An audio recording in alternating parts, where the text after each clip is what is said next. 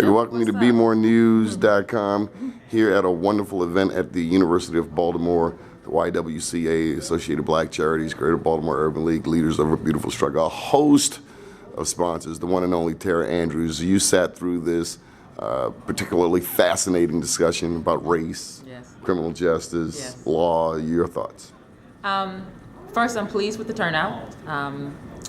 We had a very diverse group. It was majority African American, and so I was sort of hoping for a more Caucasian participation. But why? We did get because African Americans have these conversations with themselves all the time. We really, to make progress, we need those from the majority community, Caucasians, those who do hold white privilege and who benefit from the way the system is currently set up, to also participate in the discussion. Because I think that the more privileged people are aware of their privilege, the more sensitive they can become to it, and those who choose to do something differently can therefore do something different in a more explicit way.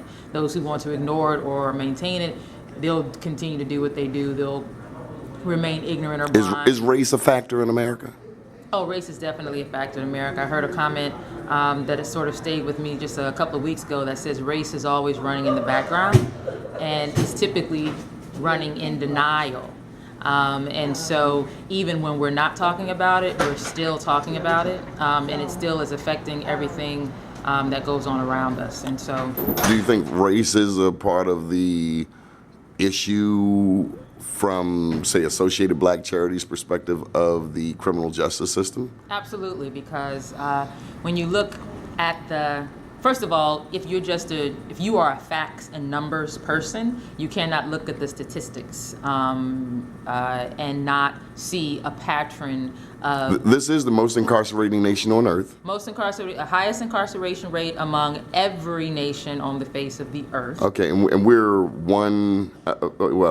And African American males are 44% of the prison population. And while the African American population in general 13.6, 13% of the U.S. population. So that's a huge disparity. That's a huge disparity, and I think our panelists are doing. I'm very pleased with our panelists, by the way. I think our panelists are doing a marvelous job of explaining why that disparity comes about, which is that there's racism.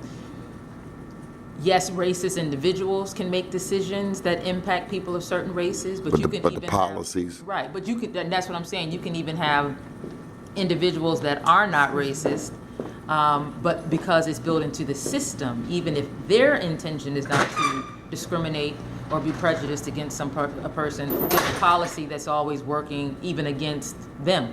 You often hear. You hear enough judges, particularly in the federal system, about mandatory minimum sentences that if they had a different choice, they would give someone a different sentence. But because there's a mandatory sentence that they have to impose on someone because of a particular offense, that's an example of structural racism. Okay, any final thoughts? No, thank you very much, Donnie, for being here and covering this event like you always do. Okay, thank you very much, Tara Andrews. Keep watching BeMoreNews.com, the news before the news, where we uncover the truth.